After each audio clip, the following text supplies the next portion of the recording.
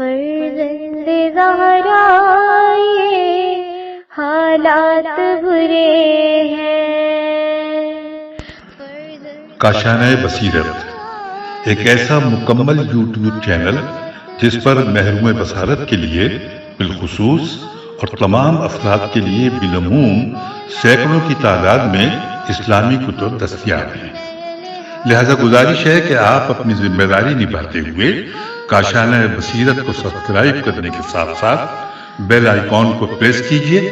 تاکہ آپ علم کے حصول کے ساتھ ساتھ مذہب اہل بیت کی اشاعت میں بھی اہم کردار ادا کرتے رہیں۔ کاشانۂ بصیرت، کاشانۂ بصیرت، کاشانۂ بصیرت۔ فرزند زہرا یہ حالات برے ہیں۔ بسم اللہ الرحمن الرحیم۔ السلام علیکم سامعین، کاشانۂ بصیرت کا یوٹیوب چینل میں سیمی زوار ہم مل کر پڑھ رہے ہیں کتاب کلام امیر المومنین علی علیہ السلام، شرح نہج البلاغہ، تالیف ہے آیت اللہ ناصر مکارم شیرازی، ترجمہ زیر نگرانی مولانا سید شہنشاہ حسین نقوی، پیشکش باب العلم دار التحقیق کراچی، اور یہ ہے والیوم 7۔ جیسا کہ ہم سب جانتے ہیں کہ ہم والیوم 7 پڑھتے ہوئے تقریباً آدھی ہم نے یہ والیوم پڑھ لیا ہے، آدھے سے ابھی کم ہے تقریباً سمجھ لیجئے، کیونکہ ہم خطبہ 190 پہ پہنچ گئے ہیں اور کتاب کے صفحہ نمبر 263 سے پڑھنے کا آغاز کریں گے۔ صفحہ 262 خالی ہے، 263 پہ خطبہ 190 سٹارٹ ہونے جا رہا ہے اور یہ ریڈنگ کا پارٹ نمبر 21 ہے۔ آئیے پڑھتے ہیں۔ لکھا ہے آپ علیہ السلام کے خطبوں میں سے ایک ہے یہ خطبہ کہ جس میں آپ علیہ السلام خدا کی حمد و ستائش بیان کرتے اور رسول اکرم صلی اللہ علیہ وآلہ وسلم پر درود بھیجتے ہیں اور تقوی و پرہیزگاری کی وصیت فرماتے ہیں۔ اور آئیے سند خطبہ پڑھتے ہیں۔ لکھا ہے ابن ابی الحدید اس خطبے کے بارے میں لکھتے ہیں کہ جان لو کہ یہ خطبہ مولا علیہ السلام کے برجستہ ترین خطبات اور آپ علیہ السلام کے بے مثال کلاموں میں سے ہے۔ اس میں فصاحت و بلاغت اور بدی بے دال یہ عین کی ایسی گوناگون سنتیں سواد نون عین تیج یہ نونہ استعمال ہوئی ہیں جو ہر قسم کے تکلف سے پاک ہیں۔ عرب کے معروف خطیب ابن نباتہ نے امام علیہ السلام کے اس خطبے کی بہت سی تعبیرات کو اخذ کیا ہے اور اپنے خطبوں کو حسن بخشنے کے لیے مختلف مقامات پر انہیں استعمال کیا ہے۔ مصادر نہج البلاغہ کے مصنف اس عبارت کو نقل کرنے کے بعد یہ نتیجہ نکالتے ہیں کہ ابن ابی الحدید نے اس خطبے کو نہج البلاغہ کے علاوہ دیگر ماخذ سے بھی اخذ کیا ہے، خصوصاً اس نکتے کی بنا پر کہ ابن نباتہ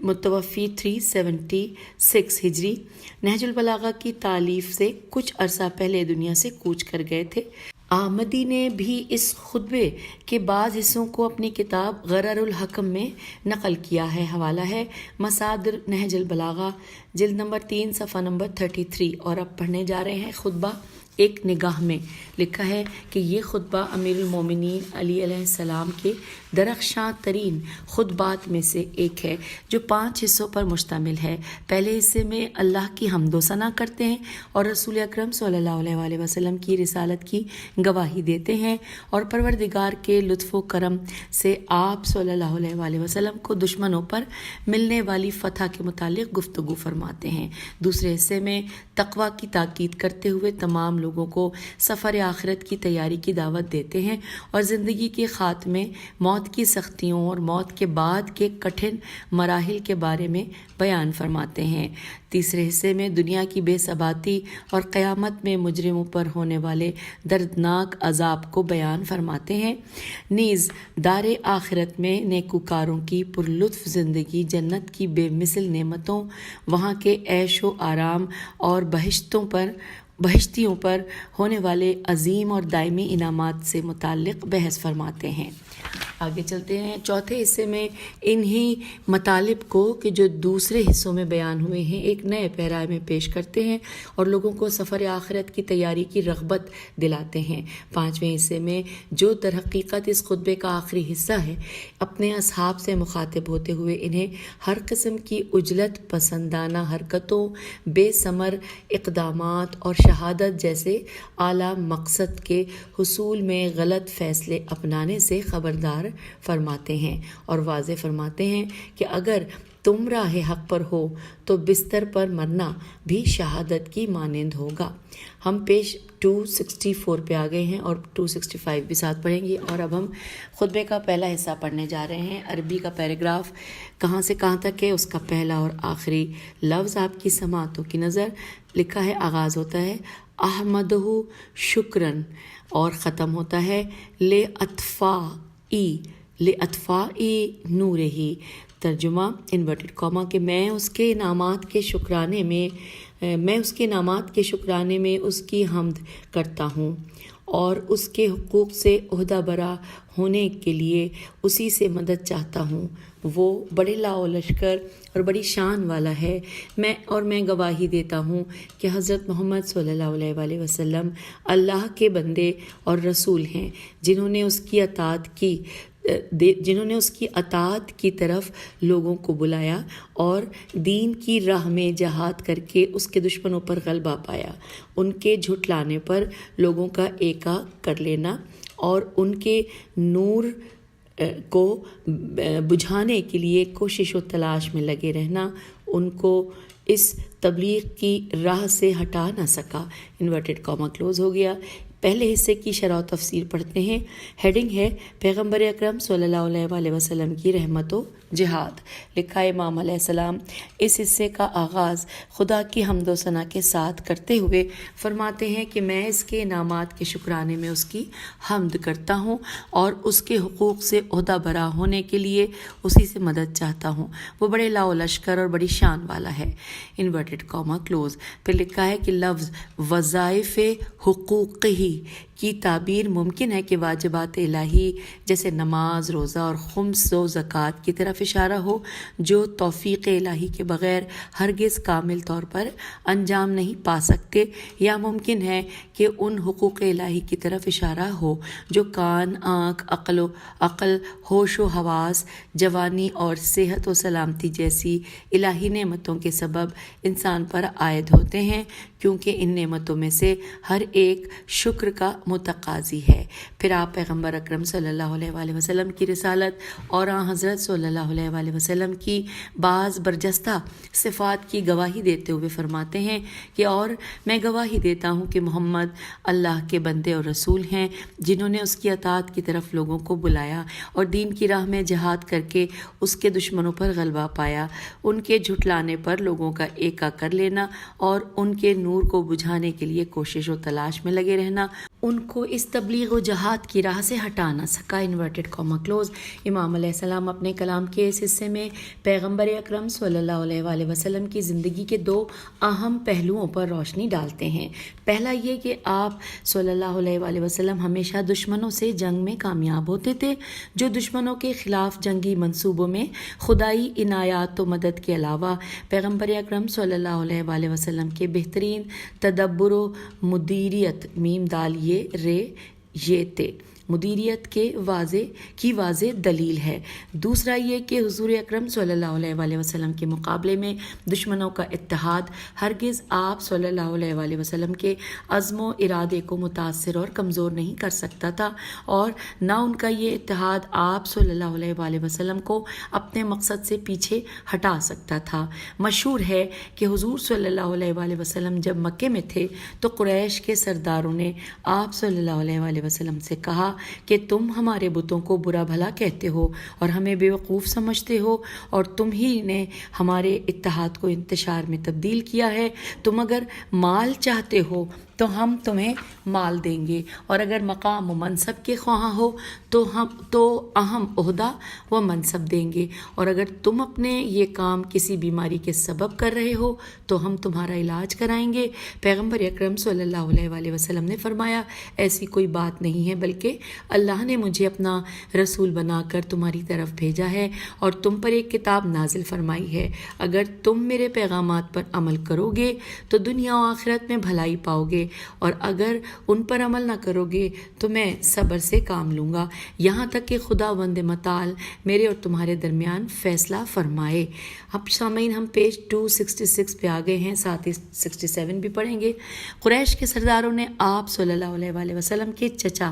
حضرت ابو طالب علیہ السلام کی طرف رخ کر کے کہا کہ آپ علیہ السلام اپنے بھتیجے کو سمجھا دیں کہ وہ ہمارے بتوں کو برا بھلا کہنا چھوڑ دیں یا پھر جنگ کے لیے تیار ہو جائیں، یہاں تک کہ ہم میں سے ایک گروہ ختم ہو جائے۔ پیغمبر اکرم صلی اللہ علیہ وآلہ وسلم نے فرمایا، اے چچا جان، اگر یہ لوگ میرے دائیں ہاتھ میں سورج اور بائیں ہاتھ میں چاند کو رکھ دیں، مجھے تمام نظام شمسی کا حاکم بنا دیں، پھر بھی میں اپنے مقصد سے پیچھے نہیں ہٹوں گا، یہاں تک کہ یا تو میں اس مقصد کو تکمیل تک پہنچاؤں یا اس راہ میں قتل ہو جاؤں گا۔ Inverted comma close. اور اب آ گیا ہے اس خطبہ 190 کا دوسرا حصہ، عربی میں کہاں سے کہاں تک یہ پیراگراف ہے، اس کا پہلا اور آخری لفظ آپ کی سماعتوں کی نظر۔ سب سے پہلا ورڈ ہے وَفَاعْتَصِمُوا،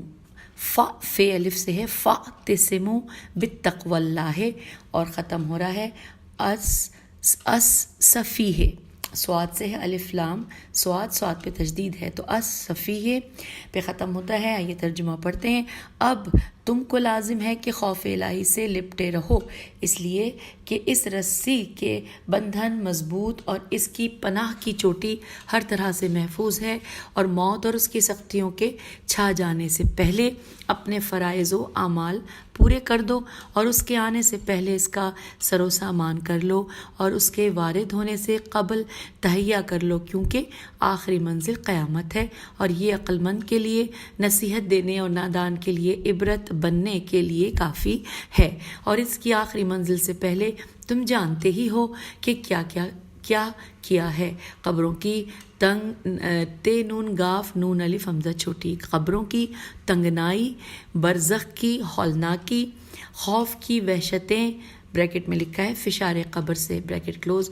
اور پسلیوں کا ادھر سے ادھر ہو جانا، کانوں کا بہرا پن، لحد کی تاریکی، عذاب کی دھمکیاں، قبر کے شگاف کا بند کیا جانا اور اس پر پتھر کی سلوں کا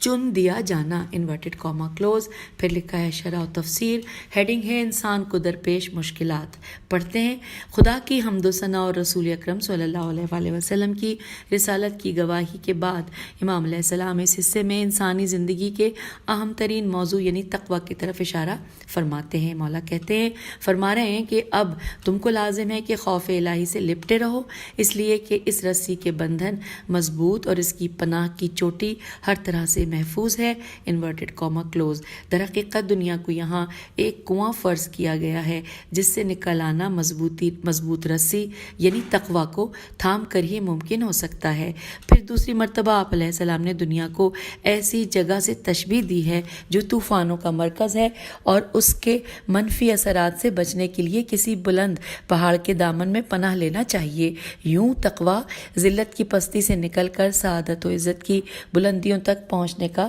وسیلہ بھی ہے، اور دوسری طرف خواہشات اور ہوا و ہوس کے طوفان سے بچنے کے لیے ایک ڈھال بھی ہے۔ اور اب ہم آگے ہیں پیج 268 اور 269 پر، لکھا ہے پھر امام علیہ السلام عبرت و نصیحت کے ایک اہم ترین وسیلے کو پیش کرتے ہیں اور بڑے ماہرانہ اور مؤثر انداز میں اس کی منظر کشی فرماتے ہیں۔ مولا فرما رہے ہیں کہ اور موت اور اس کی سختیوں کے چھا جانے سے پہلے فرائض و اعمال اپنے پورے کر دو، اور اس کے آنے سے پہلے اس کا سر و سامان کر لو، اور اس کے وارد ہونے سے قبل تہیا کر لو۔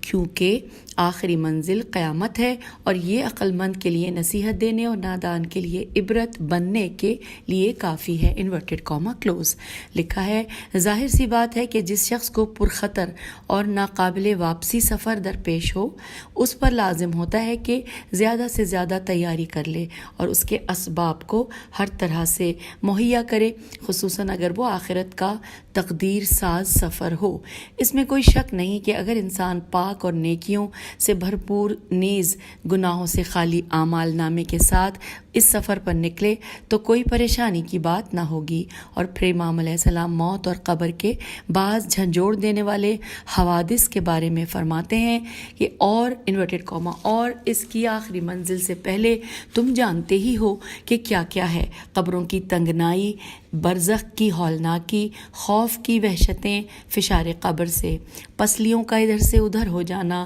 کانوں کا بہرا پن، لحد کی تاریکی، عذاب کی دھمکیاں، قبر کے شگاف کا بند کیا جانا اور اس پر پتھر کی سلوں کا چن دیا جانا۔ Inverted comma close. اس مطلب پر توجہ ہونی چاہیے کہ موت کے معنی ہمارے نزدیک ہر چیز کا خاتمہ نہیں ہے، بلکہ روح اس کے بعد بھی ہوش و حواس کی حامل رہتی ہے اور موت کے بعد کے بہت سے مسائل کو سمجھ سکتی ہے۔ وہ تنگ و تاریک قبر جو وسیع اور پر آسائش گھروں کی نسبت بہت ڈراؤنی ہے، فشار قبر اور اپنے مستقبل سے متعلق پریشانیاں، دوستوں سے جدائی کا غم، احساس تنہائی اور زیر خاک اعضاء و جوارح کا بکھر جانا، مختصر یہ کہ ایک آرام دہ ماحول سے وحشتناک ماحول کی طرف منتقل ہونا، یہ سب ایسے امور ہیں جو انسان کو لرزا دیتے ہیں اور سب کو خبردار کر دیتے ہیں کہ اس طرح کے خوف خطرے سے بھرپور سفر کے لیے تیار رہیں۔ قابل ذکر ہے کہ امام علیہ السلام نے 10 واضح، مختصر اور جھنجھوڑ دینے والی تعبیرات کے ضمن میں گویا موت اور قبر کے سے متعلق تمام مسائل کو مخاطبین کی نگاہوں کے سامنے مجسم فرمایا ہے۔ یہ ایسے امور ہیں جن کا ہر ایک کو سامنا کرنا پڑے گا اور ان کے بارے میں غور و فکر انسان کو غفلت کی نیند سے، خواہ وہ جتنی گہری کیوں نہ ہو، بیدار کرتا ہے، نیز اسے اپنی زندگی کی روش کی اصلاح پر مجبور کرتا ہے۔ شاید اسی لیے اسلامی ہدایات میں آتا ہے کہ جب میت کو قبر کی طرف لے جاؤ تو قبر تک پہنچنے سے پہلے اسے زمین پر رکھ لو اور تھوڑی دیر ٹھہر جاؤ، پھر تھوڑا آگے لے جاؤ اور دوبارہ زمین پر رکھ کر کچھ لمحے ٹھہر جاؤ اور یوں اسے اپنے وحشتناک ٹھکانے میں اترنے کے لیے تیار کر دو۔ اور یہاں پر حوالہ ہے وسائل الشیعہ، جلد نمبر 2، صفحہ نمبر 838 اور کتاب الطہارت، ابواب الدفن، باب 19، حدیث نمبر 6۔ اور اب سامعین ہم اس خطبے کے یعنی خطبہ 190 خطبے کے تیسرے حصے پر آ گئے ہیں۔ عربی کہاں سے کہاں تک ہے اس پورے پیراگراف کی، یہ میں آپ کی سماعتوں کی نظر کرتی ہوں۔ ساتھ ساتھ یہ بھی بتا دوں کہ پیج پڑھتے ہوئے ہم پیج 270 اور پیج 271 کو مکمل کریں گے۔ لکھا ہے، تیسرے حصے کا آغاز ہے فلاح اللہ عباد اللہ، اور ختم ہو رہا ہے دائمن و نعیمن قائمن، اور اس کا ترجمہ ہے انورٹڈ کاما میں کہ اے اللہ کے بندو، اللہ سے ڈرو، اللہ سے ڈرو، کیونکہ دنیا تمہارے لیے ایک ہی دھرے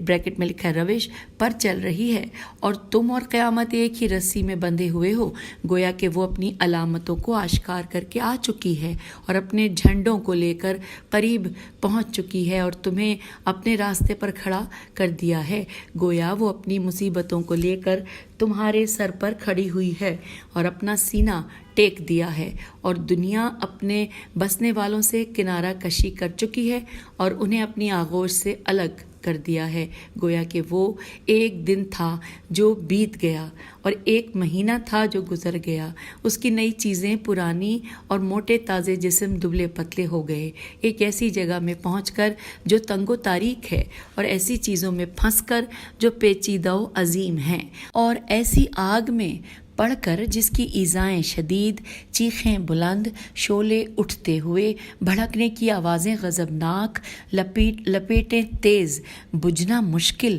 بھڑکنا تیز، خطرات دہشت ناک، گہراؤ نگاہ سے دور، اطراف تیرہ و تار،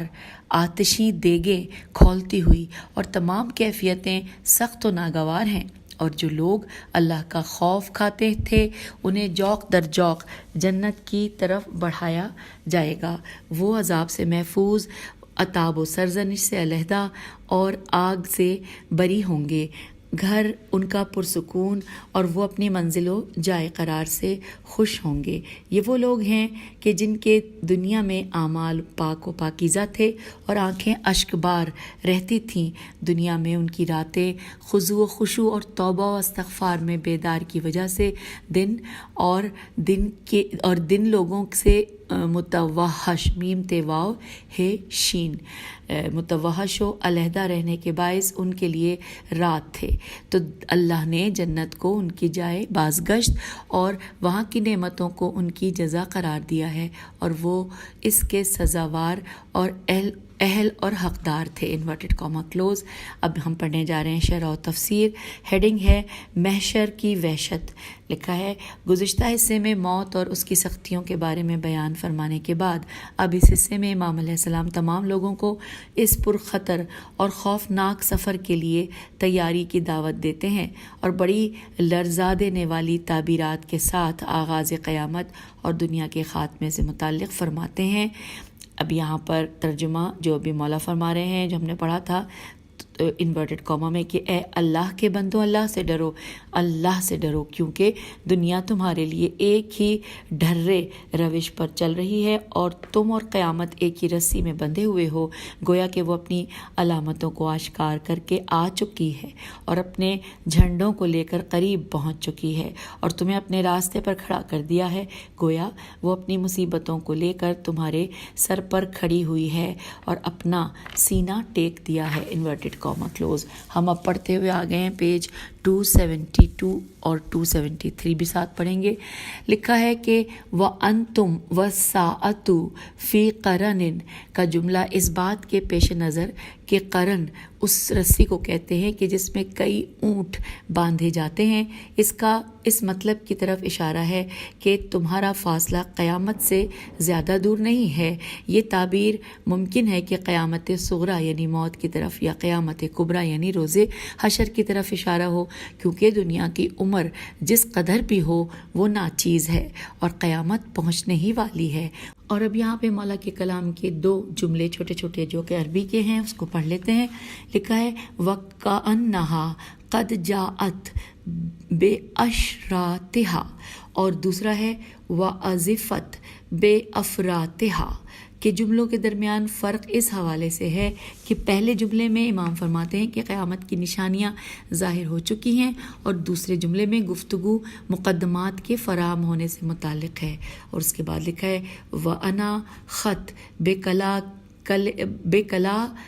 كِلِهَا، کہ جملے کو بعض نے قیامت کی سختیوں کی طرف اشارہ جانا ہے، کیونکہ جب اونٹ اپنا سینہ زمین پر ٹیک کر بیٹھ جاتا ہے تو اپنا بوجھ زمین پر ڈالتا ہے، لیکن بعید نہیں کہ یہ اس نقطے کی طرف اشارہ ہو کہ موت اور قیامت کا وقوع اس اونٹ کی طرح ہے جو سب کے گھر میں سینہ ٹیک دیتا ہے، یعنی کوئی بھی اس سے بچ نہیں سکتا۔ امام علیہ السلام دنیاوی حالات کے بارے میں فرماتے ہیں کہ انورٹڈ کاما کے اور دنیا اپنے بسنے والوں سے کنارہ کشی کر چکی ہے اور انہیں اپنی آغوش سے الگ کر دیا ہے۔ گویا کہ وہ ایک دن تھا جو بیت گیا اور ایک مہینہ تھا جو گزر گیا، اس کی نئی چیزیں پرانی اور موٹے تازے جسم دبلے پتلے ہو گئے۔ Inverted comma close. ہاں، جن لوگوں کی عمر مختصر تھی گویا وہ ایک دن کی مانند تھی، اور جن کی عمر طولانی تھی وہ مہینے کی طرح گزر گئی۔ اور پھر یہاں پہ مولا کا جملہ لکھا ہے عربی میں، امید ہے کہ کوئی غلطی ہم نہیں کریں گے زیر زبر پیش کے ساتھ،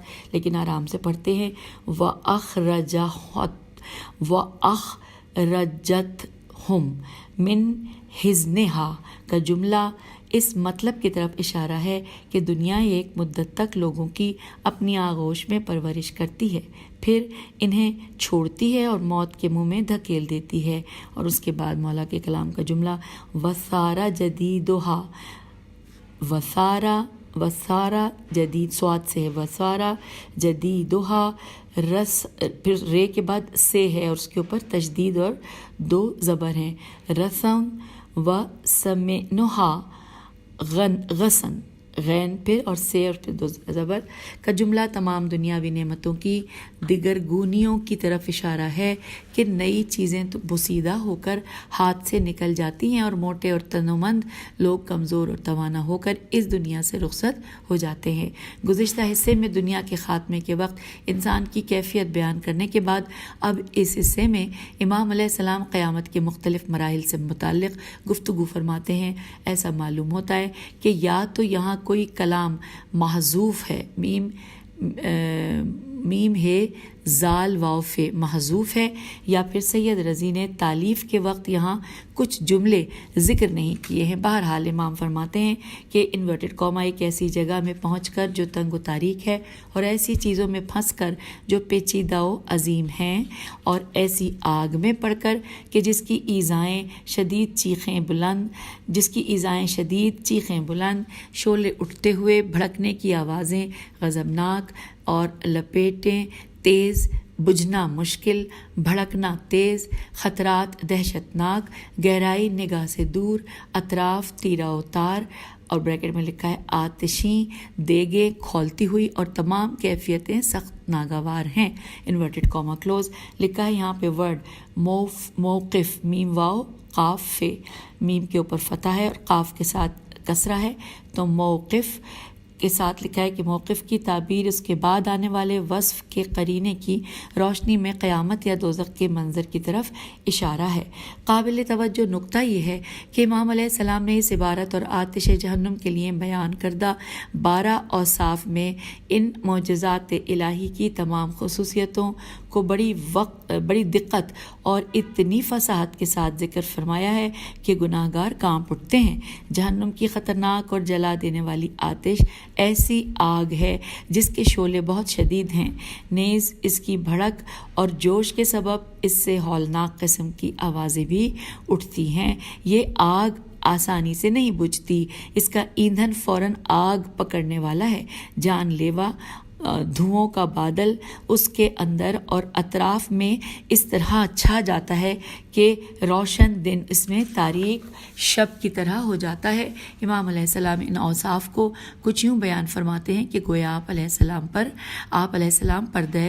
غیبت میں انہیں اپنی آنکھوں سے دیکھ رہے ہیں۔ سامعین، ہم پہنچ گئے ہیں پیج 274 پہ، ساتھ ہی 275 پڑھیں گے۔ لکھا ہے اس کے بعد آپ علیہ السلام بہشتیوں کے حالات کی اس طرح منظر کشی فرماتے ہیں کہ مومنوں کے دل میں شوق اور رغبت کروٹ لینے لگتی ہے۔ آپ فرماتے ہیں کہ اور جو لوگ اللہ کا خوف کھاتے تھے انہیں جوق در جوق جنت کی طرف بڑھایا جائے گا، وہ عذاب سے محفوظ، عتاب و سرزنش سے علیحدہ، آگ سے بری ہوں گے، گھر ان کا پرسکون اور وہ اپنی منزل و جائے قرار سے خوش ہوں گے۔ انورٹڈ کاما یہاں کلوز ہو گیا۔ پھر لکھا ہے کہ امام علیہ السلام اس مختصر عبارت میں متقین کے لیے 5 خصوصیات بیان فرمائی ہے مولا نے، جن کا خلاصہ اور نچوڑ یوں پیش کیا جا سکتا ہے کہ کامل اور دائمی آرام و سکون، عذاب سے امان، سزا کا منقطع ہو جانا، آگ سے دور ہو جانا، جنت میں دائمی سکونت اور اپنی اس حالت سے راضی ہونا۔ پھر لکھا ہے مولا انورٹڈ کاما میں فرما رہے ہیں اس کے بعد کہ اس میں اس گروہ کا وہ تعارف فرماتے ہیں اور ان کے بعض اعمال کی تشریح کرتے ہوئے فرما رہے ہیں انورٹڈ کاما یہ وہ لوگ ہیں جن کے دنیا میں اعمال پاک و پاکیزہ تھے اور آنکھیں اشک بار رہتی تھیں۔ دنیا میں ان کی راتیں خضوع و خشوع اور توبہ و استغفار میں بیداری کی وجہ سے دن لوگوں سے وحشت زدہ اور علیحدہ رہنے کے باعث ان کے لیے رات تھے۔ Inverted comma close. امام علیہ السلام ان 4 اوصاف میں سے ان کے بلند و برجستہ مقام کی بہترین انداز میں منظر کشی فرماتے ہیں اور ان کو ان کے بہشتی ہونے کی دلیل قرار دیتے ہیں۔ ایک طرف ان کے اعمال ریا اور خود بینی جیسے گناہوں کی آلودگی سے پاک ہیں اور ان کی آنکھیں خوف خدا اور خدا کے مظلوم بندوں کے مصائب میں اشک بار رہتی ہیں، اور دوسری طرف ان کی راتیں شب بیداری، خضوع و خشوع اور گناہوں سے استغفار کے سبب دن کی طرح، اور ان کے دن دنیا پرستوں اور مادی بکھیڑوں سے دوری نیز دنیا سے کٹ کر اللہ کی طرف متوجہ رہنے کی بنا پر رات کی مانند ہو چکے ہیں۔ جی ہاں، یہ ہیں عالی مقام جنتیوں اور سعادت مند اہل نجات کے اوصاف۔ اس میں کوئی شک نہیں کہ ان صفات کے حامل افراد ایسے ہی اعزاز و امتیاز کے لائق ہوں گے۔ لہٰذا امام علیہ السلام اس کلام کے آخر میں مزید فرماتے ہیں انورٹڈ کوما کہ تو اللہ نے جنت کو ان کی جائے بازگشت اور وہاں کی نعمتوں کو ان کی جزا قرار دیا ہے، اور وہ اس کے سزاوار اور اہل و حقدار تھے اس ہمیشہ رہنے والی سلطنت اور برقرار رہنے والی نعمتوں میں۔ انورٹڈ کوما کلوز ہو گیا۔ یوں امام علیہ السلام ایک طرف بہشتیوں کی اس تعداد و امتیازات کی تشریح فرماتے ہیں اور دوسری طرف ان کے عظیم اجر و ثواب کو بھی بیان فرماتے ہیں۔ یہ کچھ دنوں کے لیے خواہشات نفس کے مقابلے میں ڈٹ گئے اور دنوں اور راتوں میں پروردگار کی عبادت کرتے ہوئے اور اس کے خوف و تقوی کو اپناتے ہوئے انہوں نے اپنی لیاقت اور استعداد کو ثابت کر دیا، اور خدائے کریم جواد نے انہیں عظیم و بلند تر اور کبھی ختم نہ ہونے والا اجر و ثواب عطا کیا۔ اور آئیے اب ہم پڑھنے جا رہے ہیں چوتھا حصہ۔ بریکٹ کہاں سے کہاں تک ہے؟ پیراگراف کا آغاز اور اختتام کا جو لفظ ہے عربی کا فرعو عباد اللہ سے شروع ہوتا ہے اور بے فضل رحمت ہی پہ ختم ہو رہا ہے۔ ترجمہ: لہٰذا اے خدا کے بندو، ان چیزوں کی پابندی کرو جن کی پابندی کرنے سے تم میں سے کامیاب ہونے والا کامیاب، اور انہیں ضائع و برباد کرنے سے غلط کار نقصان رسیدہ ہوگا۔ موت آنے سے پہلے اعمال کا ذخیرہ مہیا کر لو، اس لیے کہ جن اعمال کو تم آگے بھیج چکے ہوگے انہی کے ہاتھوں میں تم گروی ہوگے، اور جو کارگزاریاں انجام دے چکے ہوگے انہی کا بدلہ پاؤ گے، اور سمجھتے رہنا چاہیے کہ گویا موت تم پر وارد ہو چکی ہے، جس کے بعد نہ تو تمہارے لیے پلٹنا ہے اور نہ گناہوں اور لغزشوں سے دستبرداری کا موقع ہے۔ خدا بند عالم ہمیں اور تمہیں اپنی اور اپنے رسول صلی اللہ علیہ وآلہ وسلم کی اطاعت کی توفیق دے، اور اپنی رحمت کی فراوانیوں سے ہمیں اور تمہیں دامن عف میں جگہ دے۔ انورٹڈ کوما کلوز۔ اب اس حصے کی یعنی کہ ہم جو حصہ پڑھ رہے تھے چوتھا حصہ خطبہ 190 کا، چوتھے حصے کا ہم نے ترجمہ پڑھ لیا، اور اب ہم آپ سے اجازت چاہتے ہیں کیونکہ اگر ہم نے اس کی شرح و تفسیر کا آغاز کیا تو پھر اس نشست میں مکمل نہیں ہو سکے گا، کیونکہ ابھی اس خطبے کے یعنی خطبہ 190 کے ابھی جتنے صفحات باقی ہیں میں آپ کو بتاؤں، 1 2 3 4 5 6 صفحات باقی ہیں، تو پھر انشاءاللہ اگلی نشست میں اس کو مکمل کر کے اور اس کے بعد آگے چلیں گے۔ اس نشست سے اجازت چاہتے ہیں۔ خدا حافظ، فی امان اللہ۔